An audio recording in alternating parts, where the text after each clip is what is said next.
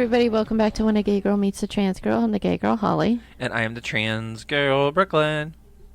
Awesome. I was singing before we got on here, and she didn't like it. She's telling me, stop. You sound horrible.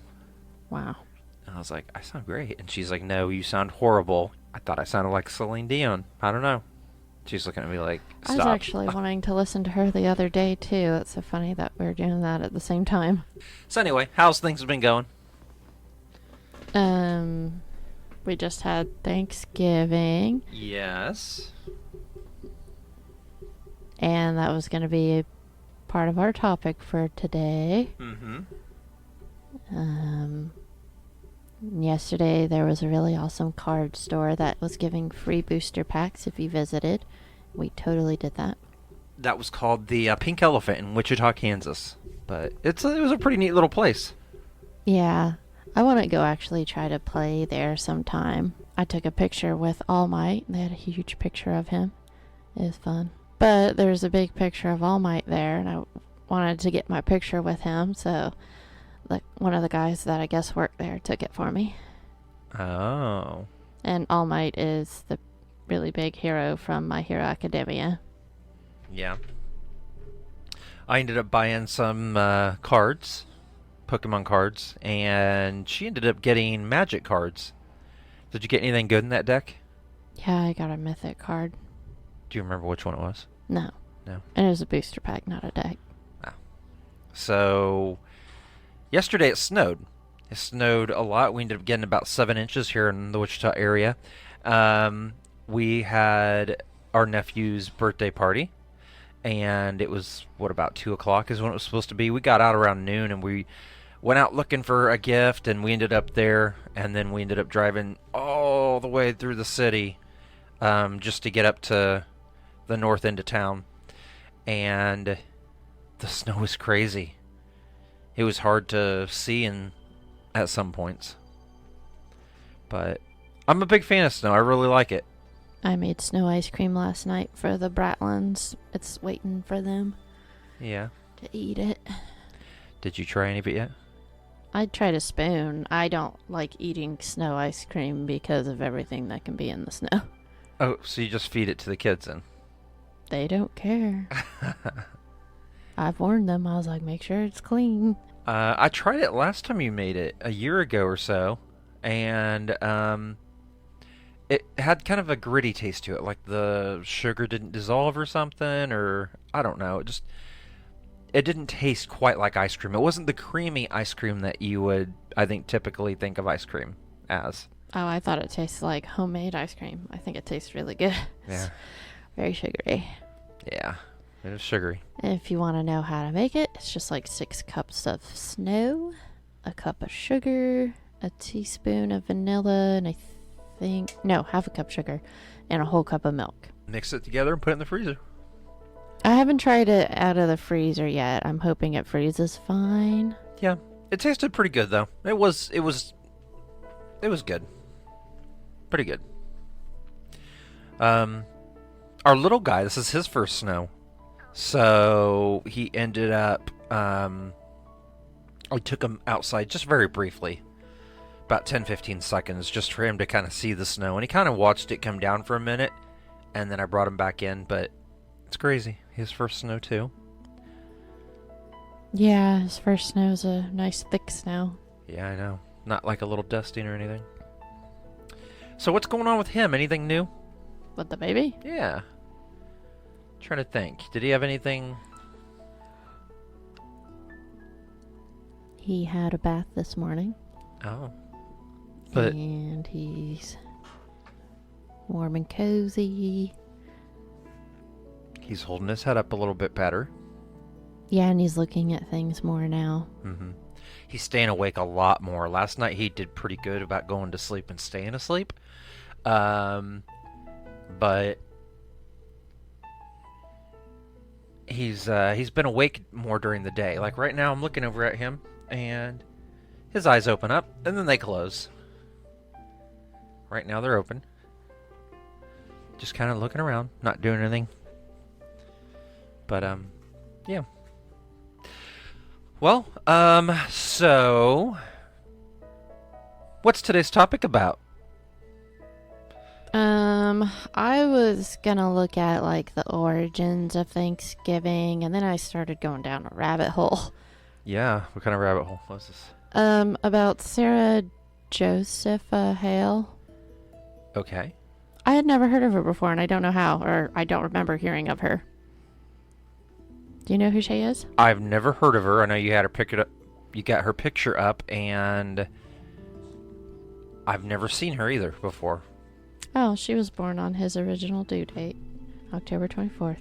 So, I started looking up Thanksgiving and how it came to be, which I know that it was pilgrims and Native Americans and giving thanks.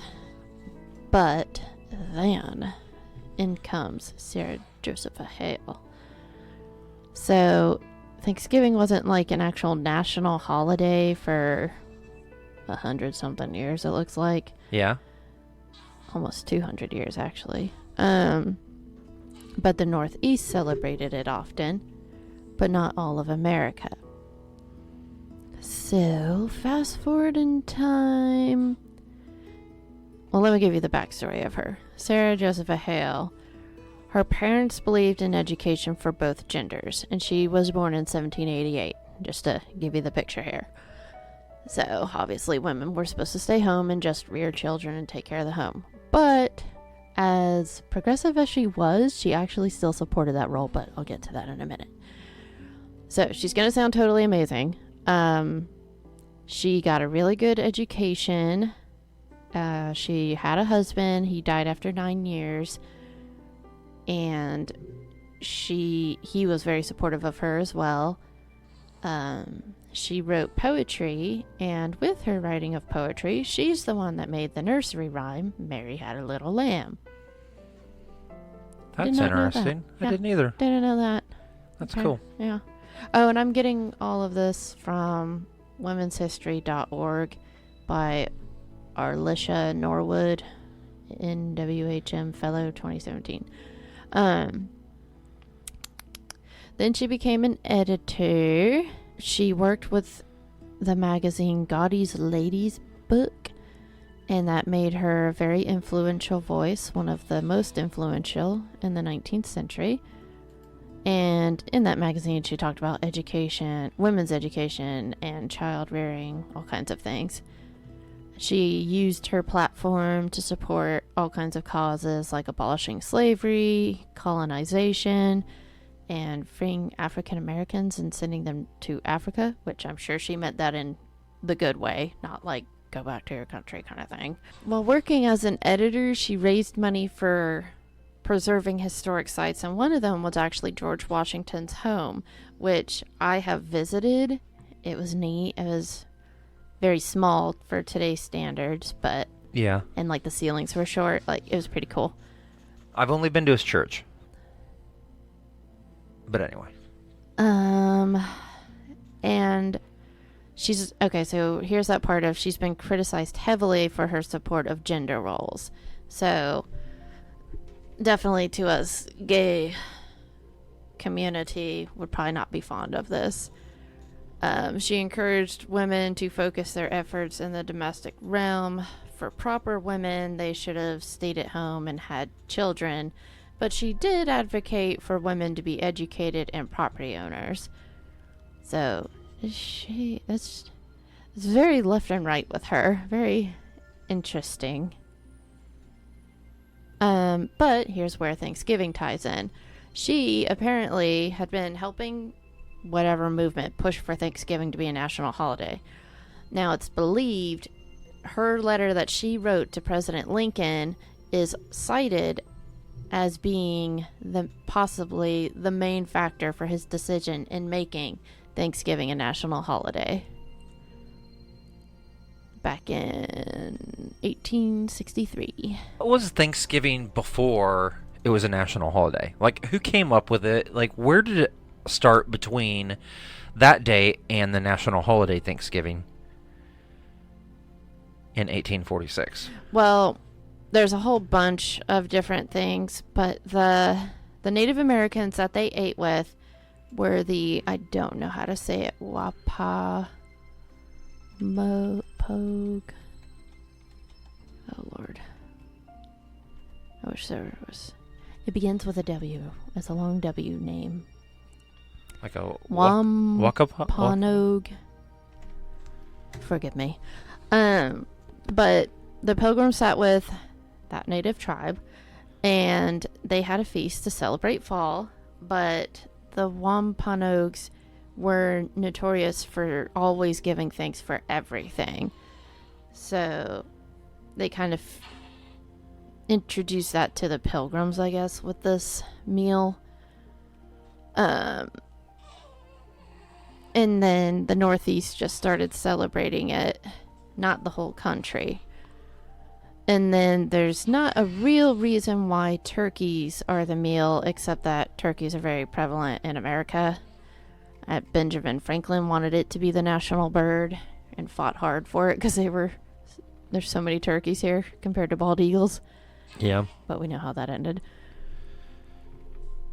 But it's just kind of stuck around. It said the first feast lasted 3 days and was attended by 90 Native Americans and 53 survivors of the Mayflower. I've been on a Mayflower. I don't know if it was a reconstruction of it or not, but as a kid. I know they have the original Mayflower. It's just a matter of... Did they let people on it? Mayflower boat. Let people on. There it is. There's the boats. I remember those. Wow. Where were we? You were talking about having been on the Mayflower.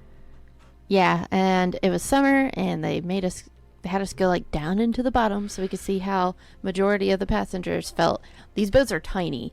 They're not grand scale boats like you think they are. They're, I don't know, I'd say like a large dinghy size. Like, they were not very big. And it was so hot and humid down there. I don't know how they did. What was it, 6 months? Yeah.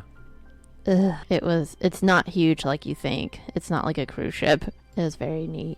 Now, and then there's, of course, the native side to Thanksgiving that they're not very fond of Thanksgiving because of the pilgrims obviously taking over, well, the white Europeans taking over all of America. And for them, it's a reminder of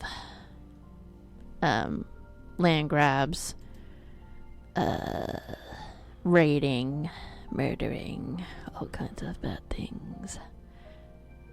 But I like to focus on what the name is, Thanksgiving. Like, I focus on giving thanks for your family, which I know for them it took away from their families. But then that brought me down to another rabbit hole. And this rabbit hole I'm not done reading about yet. I actually want to keep reading more into. But I don't mean to be insensitive when I'm going to discuss this, but how long does it take a society to forget basically its beginning roots and how they got there? Like, because every society has done that except for Africa, since that's where we all started. But like, we go to England and the Germans, they all fought and everything and they lost out and things happened, and we get to America and white people took over, and then you go down to like Mexico and the Spaniards went and conquered. But even, let's say, I don't know, there's just places all around the world that have like gone to war and have been taken over. And so, and I don't know if they forgave, but it's been forgotten or not at the back of everyone's minds because that becomes the new normal. And so there's actually because I was looking at like how many years does it take to do that? Is it hundreds of years? And there's a mathematical equation. I'm not going to read it, but you can try Googling it, that you just plug in whatever numbers and it can tell you how long it'll take for this kind of thing to be forgotten by this society. It's very interesting.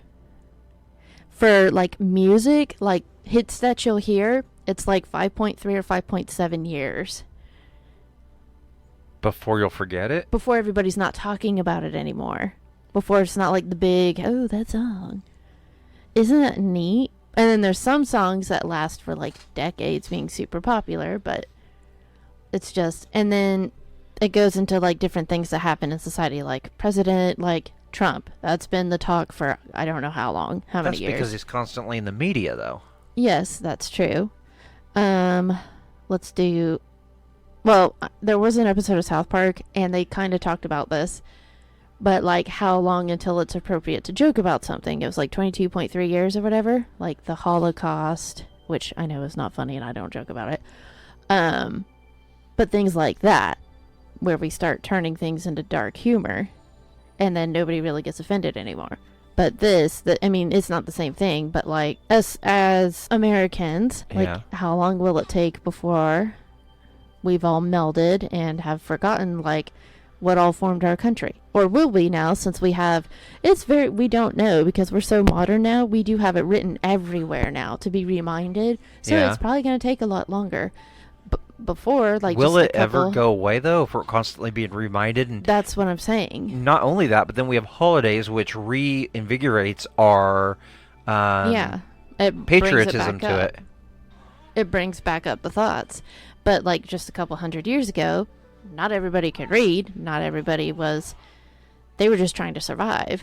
We got the baby in the background just grunting. So if you guys wondering what's going on, it's not one of us making grunt noises. It's a baby. But anyway, yeah, that's true. Some thought provoking. And again, sorry, I'm not trying to be insensitive. I'm just curious, and so I don't think we should, yeah, it's interesting. For our Thanksgiving, we went to Brooklyn's parents, and all of the family came over, Yes.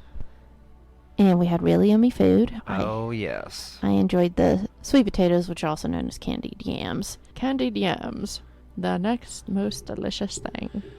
I don't know about that. They were so good. Not a fan of yams.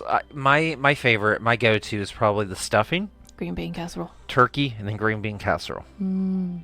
And then mashed potatoes Do followed you- by all that. Do you like real stuffing though, or just that box stuff? I do not like real stuffing. I had a friend bring some to work at a job I worked at years Oh, ago. you can't go off one person's though. And it Everyone's was- is unique. It was terrible.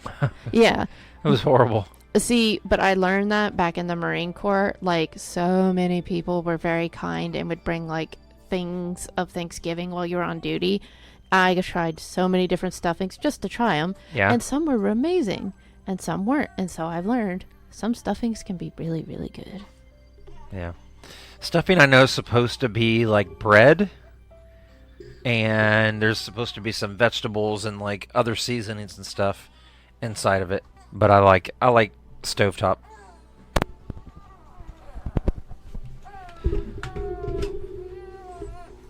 Can't get the headphones on without my. But what do you think about cranberry sauce? Do you like canned cranberry sauce? This is one of those where I don't like the natural stuff better. I like the canned, and I have ever since I was a kid, but people's real cranberry sauce I've never really been fond of. It's always too bitter for me. Okay. You know that Tatum was wanting to make cranberry sauce, homemade. We didn't get to it, but he really wanted to bring that to Thanksgiving, cranberry sauce. Yeah, and he's got a good eye for sweet stuff, so he probably would have doctored it up nice. Yeah, probably. Or I'm- good taste for sweet stuff. I'm the same way. You know, I kind of like the texture of the canned stuff better than the homemade stuff. Yeah, because usually like the homemade stuff is all bumpy, and Exactly. it's just not that artificial canned good I'm used to. That canned goodness there. Yeah, I don't know. And then of course turkey. How do you like the turkey? Do you like it? Oh, my turkey's the best turkey. So it's the butter roasted. What you do? Oh yeah. Yeah. Mine's amazing. You have to massage. If you want to make a good turkey, you gotta massage it and talk to it. Yeah. We didn't name the turkey this year. We didn't do one with the family, the immediate family. And I didn't make one for the big family. Yeah. Do you like deep fried turkeys or do you like smoked turkeys? Have you had it? I'm not a fan of fried anything because it's super unhealthy. There I am talking about cranberry sauce with extra sugar, but I'm not a big fan of fried stuff, except for, again, here comes the yams, the tempura yams that you get like at sushi restaurants. Oh my god. Gross. Otherwise, I try to not eat fried stuff or like peel it off. Right. I don't care. I really don't care which way a turkey's done. You do make a really good turkey. She massages butter into it, and then it's a butter mixture. There's other seasonings in it. Of course. Unfortunately, I'm one of those people. I was taught by my mom to sniff everything, so I don't know measurements for what I use. But it's good. It's actually flippin' amazing. Yeah, I've even had people that don't like turkey love my turkey. We last year we ended up talking about Friendsgiving. Being a way that you can... The baby just passed out of sleep and his mouth is wide open. Waiting for the bottle. We talked about last year about how doing a Friendsgiving is a way to celebrate the holidays. Thanksgiving, Christmas, really any holidays you can do it on.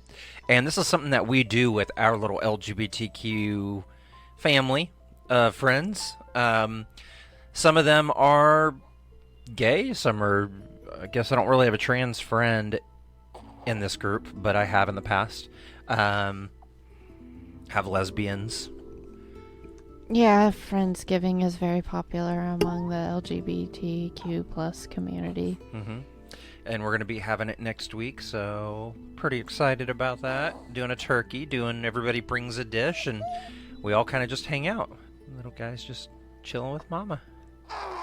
Do you have anything for gay gaming? Gay gaming. Yesterday, I was playing Legend of Zelda again. So in Legend of Zelda, in the Ocarina of Time, which was out when I was a kid, and was what introduced me to the Legend of Zelda world, which Ocarina of Time will still always be near and dear to my heart, even though Breath of the Wild has taken its place as number one. Minus, I do still love the way Link looked in Ocarina of Time. It's my favorite, outfit. But I remember Sheik. And Sheik is the character when I was a kid on Super Smash Brothers I always loved to play as. And she is an interesting character because in Ocarina of Time, he was supposed to be a he until... And spoiler, if you have not beaten the game in the past, I think we're actually celebrating 25 years right now for the game being out. Spoiler, here it comes. Sheik is Princess Zelda, but she pretends to be a male Sheikah the whole time. But she's an amazing fighter. But I was always like, oh, this character's cool. It's like a girl that dresses like a guy. And I was like, oh, tomboy. So, I always loved that about Sheik, and Sheik is always one of my favorite little characters because of that. But I got into this topic because, one, the 25th anniversary. So, if you guys have the Nintendo Switch extended online membership, you could play Ocarina of Time on your Switch, or other means that may involve ROMs, but I won't promote on here because you know how ROMs are in Nintendo. But I've been playing Tears of the Kingdom again because I'm halfway through the game and I'm like, well, I'll try to find time in between baby stuff right now. And I think I want to look at... The amiibos, I don't have the actual characters, but I have the cards. I totally recommend that, unless if you have a phone that you can make them yourself for nice and easy. I used to have one, but now I don't. But you can get the cards for super cheap. I got 40 of them for $8. And the amiibos, if you don't know what they are, they have the little NFCs in them, and so you can scan them on your controller and then get stuff in your Nintendo games. In the case of Tears of the Kingdom and Breath of the Wild, you can scan them once daily and you get free stuff. If you're at the beginning of the game, it's basically pay to win. You get a whole lot of food that you might need to make yourself stronger, and if you don't know this tip, any of the meat recipes, just make them, and then, like with 5 meats and everything, and then sell them. Don't use them to eat them, just make them and sell them. You'll get a lot of rupees and be able to buy your armor a lot sooner in the game. And your amiibos, you can get Epona, Link's horse, Ocarina of Time again. Everybody loves Epona, and she does have really good stats. I've got like 3 Eponas in my stable right now, because I'm always scared. I don't even ride the horse around. I'm one of those people that when you play your game, if they give you a mount but it can die, I'm like, you're staying in the stable. I will never ride you because I don't want you to die. So I've got 3 in there just in case something happens to the horse that I'm never gonna bring out. Do you ever take them out ever? No. Even just for a walk around the corner? No, I'm too scared. They just are in there for like No. prize. I purpose. think I might be willing to do it with Epona. I might be way too sad though because I love Epona, but I might be willing to since I know I can scan it and get her back. Oh, and in Breath of the Wild, I got that giant horse, and I totally named him B-Unit. Because he's a unit. He's huge. And if you didn't know, if you get Tears of the Kingdom, like if you played Breath of the Wild, you can bring your horses over from Breath of the Wild to Tears of the Kingdom. I thought that was so amazing. That's cool. I wish more games did that, where they were Yes. sequel games. Like when you play Zelda, things that you've collected in Zelda. I know Zelda's a different game because it's not the same. It is the same Zelda, but it's not. Or I'm sorry, Link, not Zelda. Same Link from game to game. But whatever you've collected, you go to the next game with that stuff. Yeah, but it would totally break the game because you'd sit there and get the Master Sword and you'd be like, yeah, I got the best sword in the game already. Well, maybe that's not the best sword for the next section. That like is you sacrilege. play a different game. No, it's always the Master Sword. Okay, maybe at the beginning of the game somehow it's taken away or stolen. Oh, okay, that makes sense. But all your life hearts and everything are where they need to be.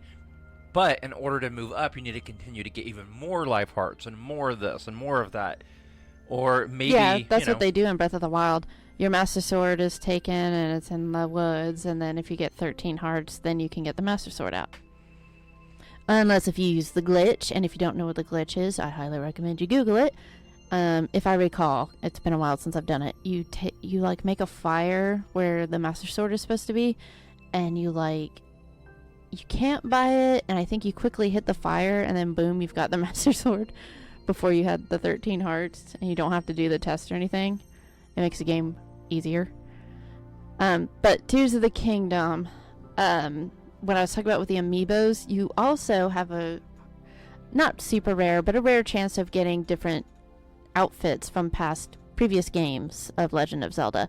Like there's the Cap of Time and the Tunic of Time, the Trousers of Time, which is Ocarina of Time, and then there's also like of Wind from like Wind Waker.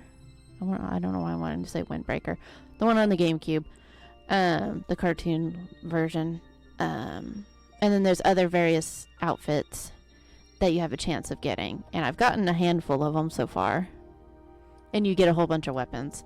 So, yeah, I recommend the amiibo cards if you don't mind spending $8. Where does this game rank out of the other games, the Zelda games you played? I still like Breath of the Wild because it was the first one and it was amazing. I don't know. Like, I like being able to make these, like, you can put stuff together in this game, like, to glue it together. And it's a big part of doing those shrine quests, which I fumble through. Like, if I can make just a big boulder crash through everything, I'm like, forget the puzzle, here we go. I've used Brooklyn to help me with them, and I'm like, ow. I'm just like, can I just shove this through it? Just takes a little bit of three-dimensional thinking, I guess. Yeah. My favorite game, so I grew up with the Nintendo, whereas the Nintendo was out long before this little girl right here was born. My favorite was always The Legend of Zelda. I loved that game when it first came Where out. he had like the pink tunic. I've played that one, the very first one. The very first one. Yeah. His tunic looked pink. They know it's green. It always looked pink. Nope, that's green. He's green, and it looks like he's kind of got red hair, maybe. Look around more, because which one is it that his tunic looks pink? Let me see here. Zelda 2. Which, fun fact about Link, you know why he looks cute and Zelda, and why all the other characters don't look cute? Because the creator actually didn't want them to be cute at all, but his wife was like, why are all your characters so ugly in your games? So he made them cute. Just the two main ones. Link's Awakening. I don't see, every one of them have green outfit. I don't know what you're talking about. One of them he had like a pink. I think you're looking at like a remake or something, because For Legend of Zelda. yeah, No. one of them his tunic always looks kind of pink. Girl, I grew up with this game. I ended up getting the rare gold Nintendo Zelda cartridge. Yeah, I got that for my friend Ty. I loved that. You know, it was only funny. $20. Well, when growing up, I had a friend that had the gold cartridge, and I got just the plain cartridge, and I was always jealous. I always was like, why couldn't I get that? I wanted that cartridge so bad. So many years later, that's something that I ended up getting for Christmas one year from my mom, actually. Oh my god, I wish I would have kept that cartridge that I got for $20. It's worth like $200 now. Yeah. It's a nice cartridge though. Is it actual gold? No, it's gold plated. Oh, I think mine was fake, because mine was like plastic but shimmery. Yeah, gold plated. Interesting.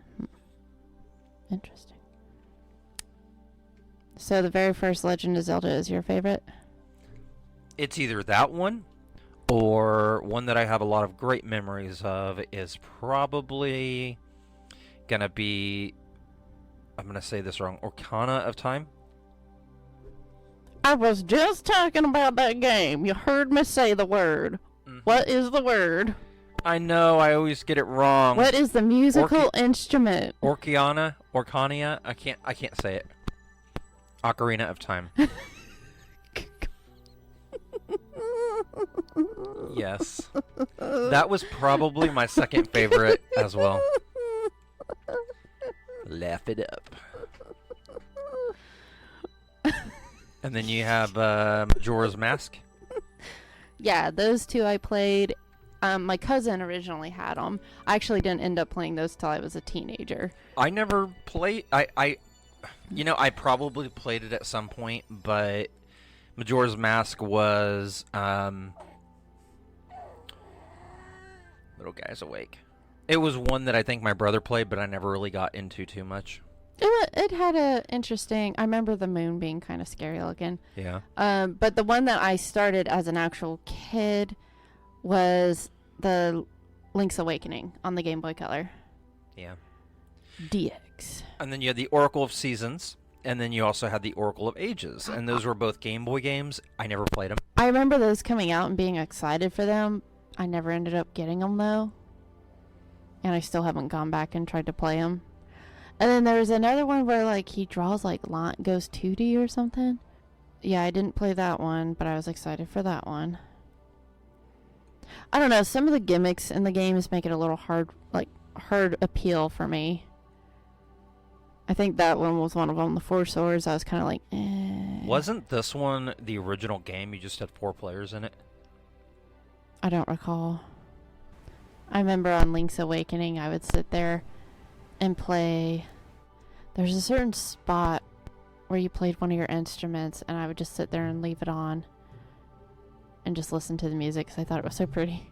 So, this is your favorite game? The most recent one that you're playing? I still think I like Breath of the Wild better than Link's or Tears of the Kingdom. Yeah. Because I don't really care for the.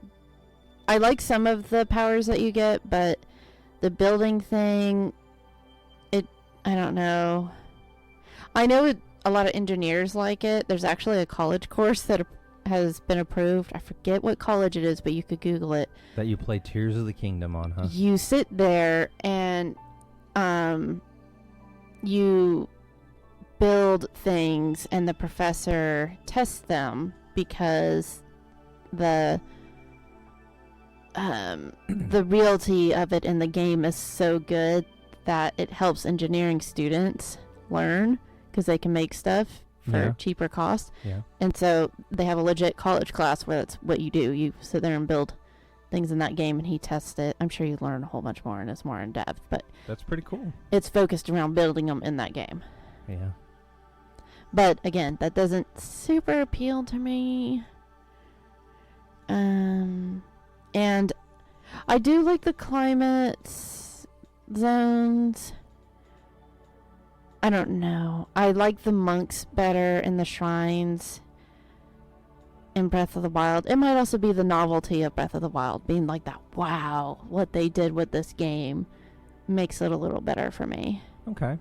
Is Zelda one of your favorite, probably your favorite game franchises? I mean, Pokemon's my favorite. I usually get all the Pokemons. Legend of Zelda and Animal Crossing, and then all the Halos. But yeah, usually it's the Nintendo games that are like high up on there for me. Yeah. Kingdom Hearts. Red Dead Redemption. For you? Yeah. Well, so before we end this, I wanted to ask a question, hypothetical question for you, and it kind of goes in line with the Zelda game a little bit. If you could be one character, and you could play through the game as that character all the way through, and you win, you beat the game, but that is you. You're Mario in Mario 3, and you run through across the bricks, you jump, you get the powers, What you if I defeat die? Bowser.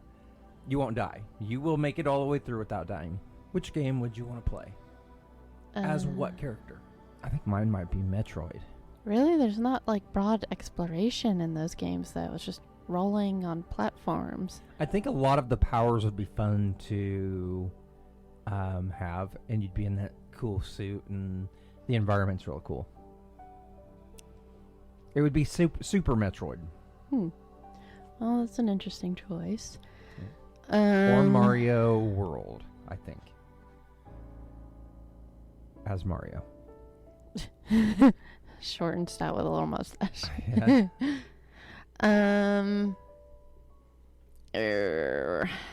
I'd want to do one where I could fly. I don't know, like, I'm kind of thinking Saints Row 4 just because all the powers are really great. You could do Spider-Man, one of the Spider-Man games. Yeah, but he just like slings on a web. And Saints Row 4, I get to like super speed and jump and glide and run up walls.